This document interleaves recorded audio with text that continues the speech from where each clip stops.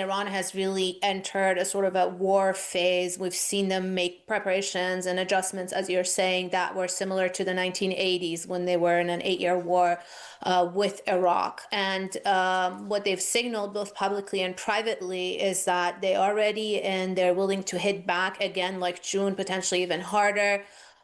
They've made that sort of signal to the US, to Israel, and also to their Arab neighbors, including their own allies.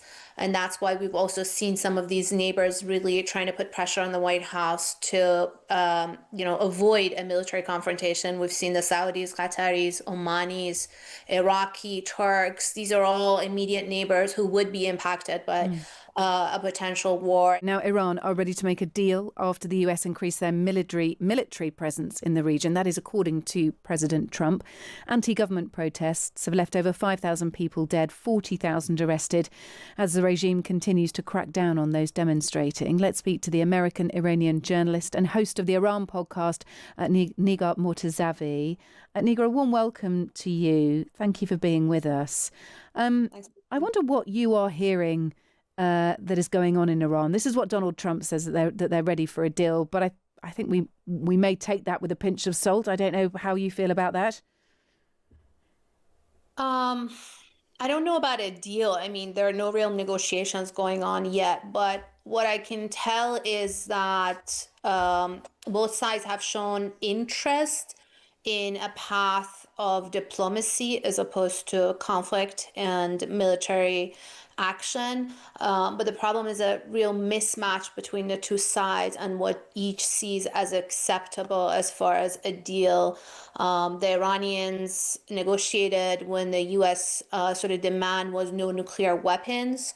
And then that changed to no enrichment and no civilian program, and now potentially other items on the table, as the special envoy Witkoff has recently said. So it's just a real mismatch, even at a starting point, and then also sort of a mismatch in the format of these talks. President Trump wants something very public, very direct, his style of negotiation, which has worked for him in the past with others, but the Iranians want sort of more structure, more understanding where they're going before they can engage publicly and directly and very openly. I'm just reading that the US has announced plans, this is just in, by the way, to hold multi-day military exercises in the Middle East.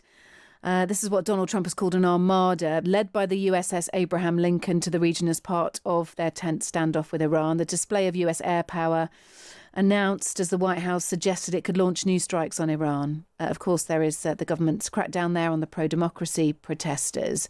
So what we're about to see then, by the sounds of it, is a multi-day aerial military drills in the Middle East amid Iran tensions. In other words, Donald Trump here is flexing. I think it's safe to say, Negar. Absolutely. And this sort of goes with the brand of the president, the peace through strength, showing strength or flexing.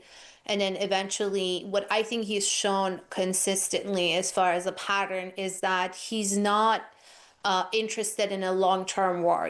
He's done in and out operations almost one day. This came with the assassination of the top Iranian general back in 2020, with the attack on Iran's nuclear program, which took less than an hour. He said 45 minutes with the US B-2 bombers. Even Venezuela, it was really a one-day operation.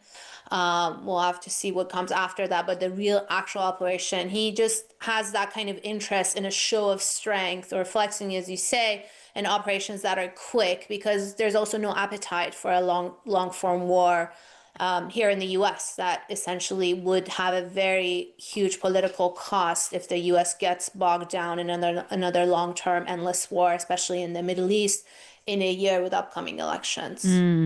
Axios are reporting that Donald Trump's refused to discuss the options for intervention presented to him by his national security team. It said the deal was likely to include removing Iran's nuclear capabilities, capping its stockpile of long-range missile, and changing its policy of supporting militarised proxies across the Middle East.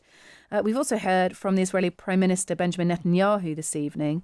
He said if Iran attacks Israel, Israel will respond with an attack such force as never seen before.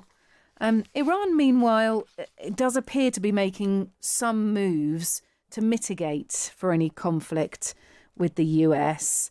There are and you'll be able to describe this better than me probably, but there are several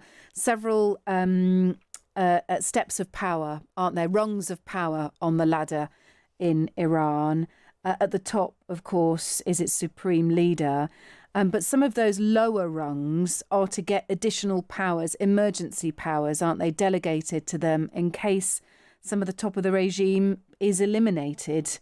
This has been done, obviously, because of that 12-day war with Israel. Took out some of the senior leaders there, didn't it? So it seems Iran is making preparations.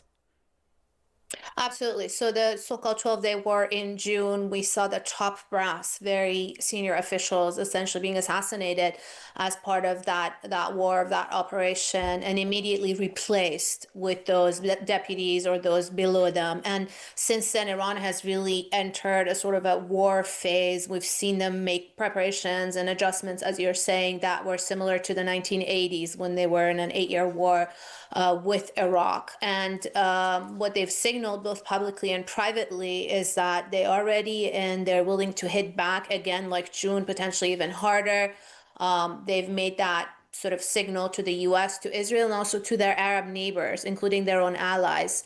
And that's why we've also seen some of these neighbors really trying to put pressure on the White House to, avoid a military confrontation. We've seen the Saudis, Qataris, Omanis, Iraqi, Turks. These are all immediate neighbors who would be impacted by a potential war, and it will definitely spill over outside of Iran's borders and impact them in various different shapes and forms. Yeah, we know Turkey's organising a buffer zone, tightening security along the border, and a government spokesperson, Irani government spokesperson, acknowledged today that there was a heavy shadow of war hanging over the country, which has severely complicated existing problems.